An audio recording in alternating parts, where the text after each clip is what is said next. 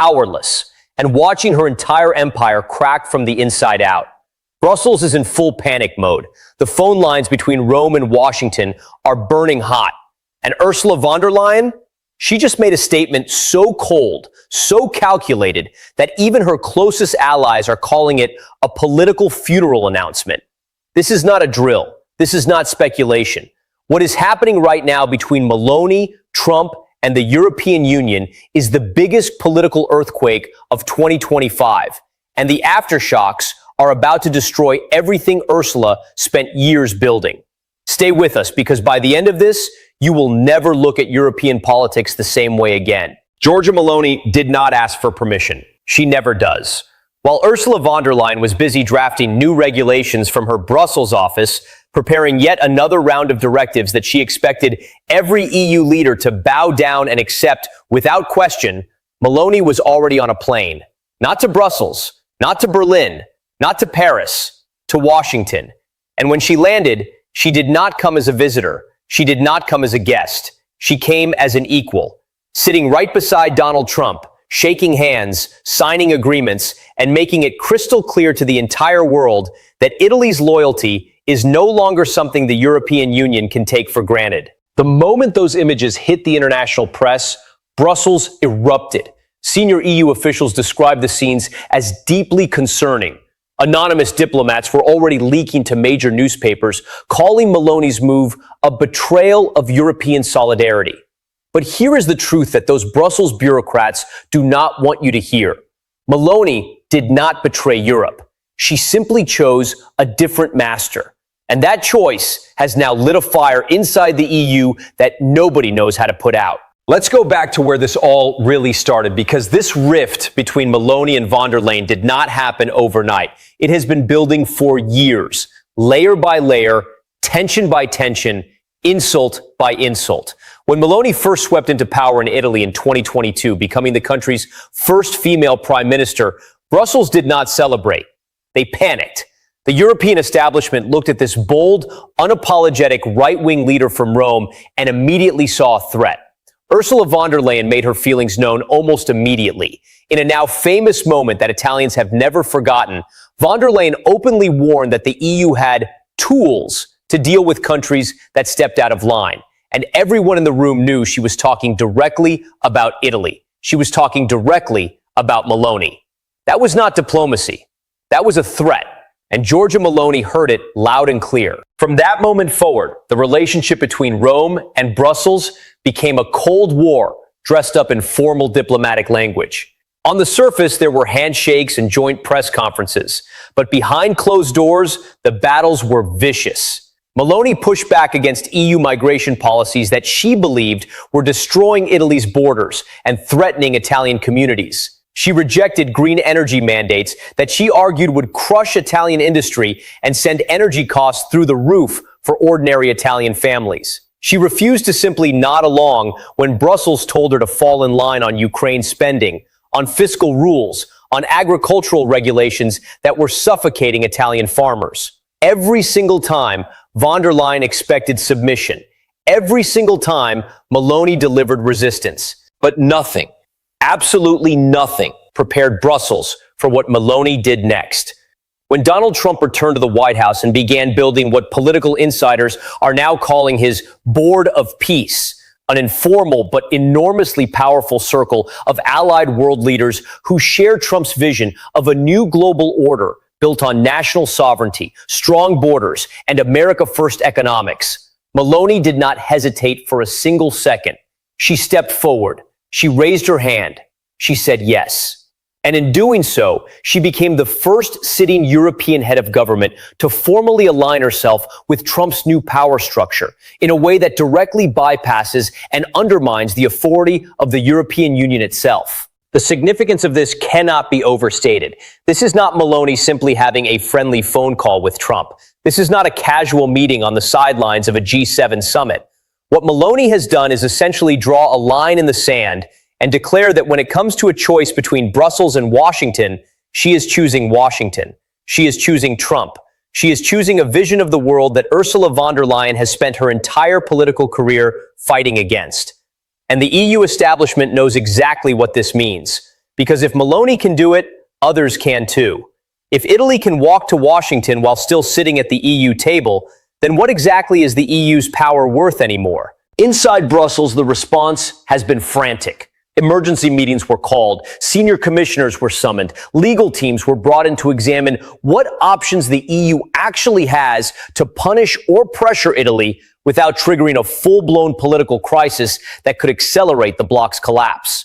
And the answer they keep coming back to is deeply uncomfortable for von der Leyen and her inner circle. They have far less power over Meloni than they thought. Italy is not Hungary. Italy is not a small peripheral country that Brussels can quietly bully into submission with funding threats and legal proceedings. Italy is the third largest economy in the Eurozone. Italy is a founding member of the European Union. If Italy starts pulling in a different direction, the entire architecture of the EU begins to shake. And Ursula von der Leyen knows this, which is exactly why her reaction to Meloni's Trump alliance has been so strange, so measured, so eerily quiet, at least on the surface. Because underneath that silence, something far more dramatic has been taking shape. Sources close to the European Commission are now revealing that von der Leyen has been holding urgent private conversations with key EU leaders. Conversations that are not being minuted, not being recorded, and not being shared with the broader European Council. She is building something. She is planning something. And whatever it is aimed directly at Giorgia Meloni. But here is what Ursula von der Leyen did not count on. Meloni was already 3 steps ahead.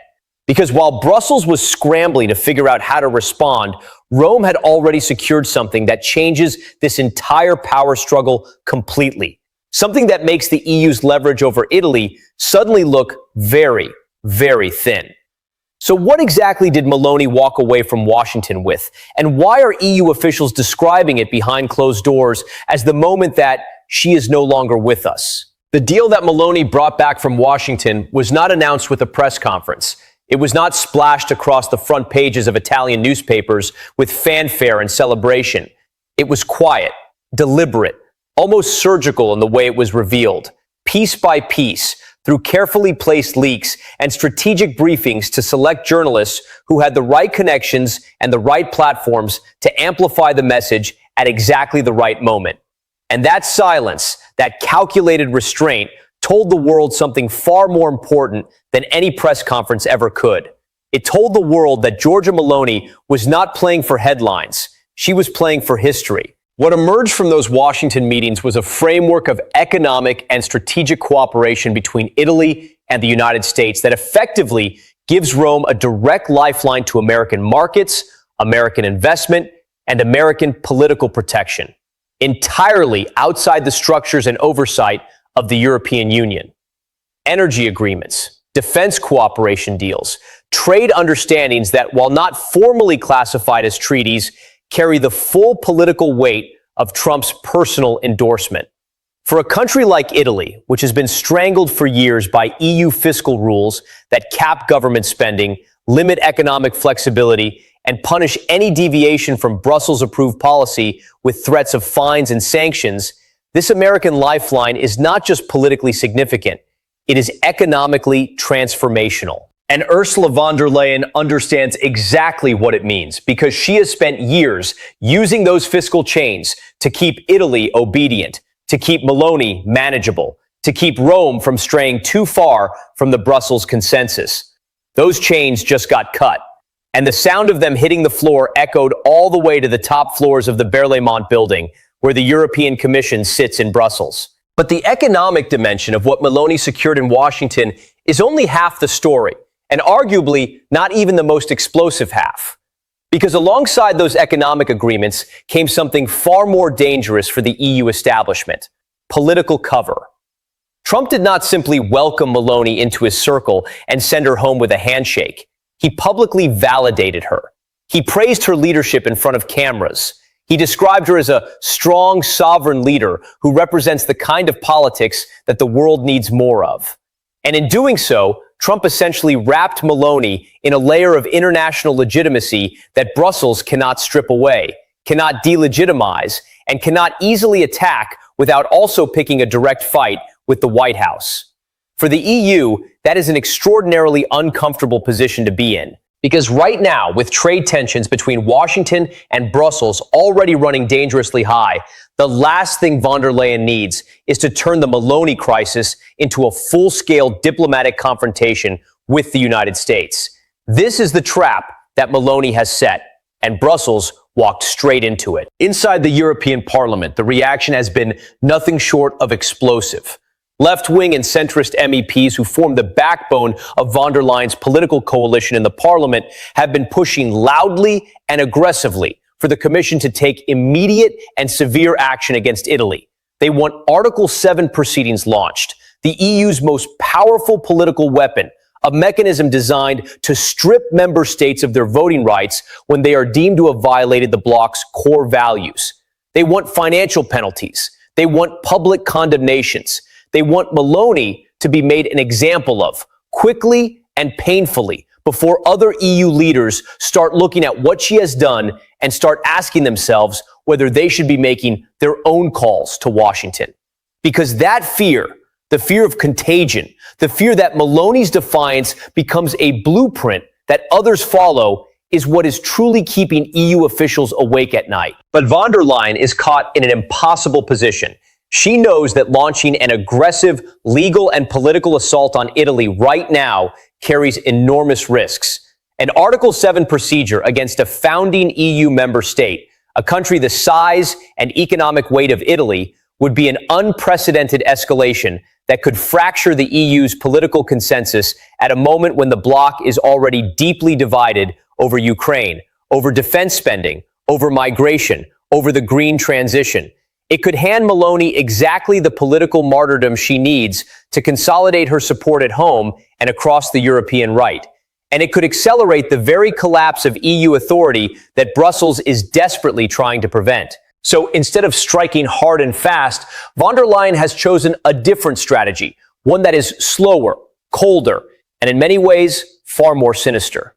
Rather than attacking Meloni directly, she has begun working the phones across European capitals, quietly lobbying other EU leaders to freeze Italy out of key decision-making processes, to exclude Rome from the inner circle of consultations where the real power in the EU is exercised, to make Meloni feel the consequences of her Washington alliance, not through formal punishment, but through silent, suffocating isolation. It is a strategy of political starvation. And it might have worked if Meloni had not already seen it coming from a mile away. Because here is what the EU establishment keeps getting wrong about Giorgia Meloni. They keep treating her like a conventional politician who plays by conventional rules and who ultimately, when the pressure becomes great enough, will blink. They keep waiting for the moment when she decides that the costs of defiance are too high and comes back to the table on Brussels terms. But that moment is never coming. Meloni has built her entire political identity around exactly this kind of confrontation. Every attack from Brussels makes her stronger at home. Every threat from von der Leyen drives more Italian voters into Meloni's corner. The EU is not punishing Meloni with its hostility, it is fueling her. And the harder Brussels pushes, the more dangerous Meloni becomes. Not just for the EU, but for the entire post-war European political order that institutions like the European Commission were built to protect. And now, with Trump's full backing secured and her position at home stronger than ever, Meloni is preparing to do something that nobody in Brussels saw coming. Something that goes far beyond trade deals and political alliances. Something that, if it succeeds, will permanently and irreversibly redraw the map of power inside the European Union. But what exactly is Meloni's next move? And why are some of von der Leyen's own allies now privately admitting that they are not sure the EU can survive it? The move that Meloni is preparing did not come from nowhere. It has been carefully architected over months of quiet diplomacy, private meetings, and back-channel conversations with a group of European leaders who share her vision, but have until now been too cautious, too politically exposed to stand beside her openly. That is changing. Fast. What is emerging, slowly but unmistakably, is a coordinated bloc of right-wing, sovereigntist European governments that are rallying around Meloni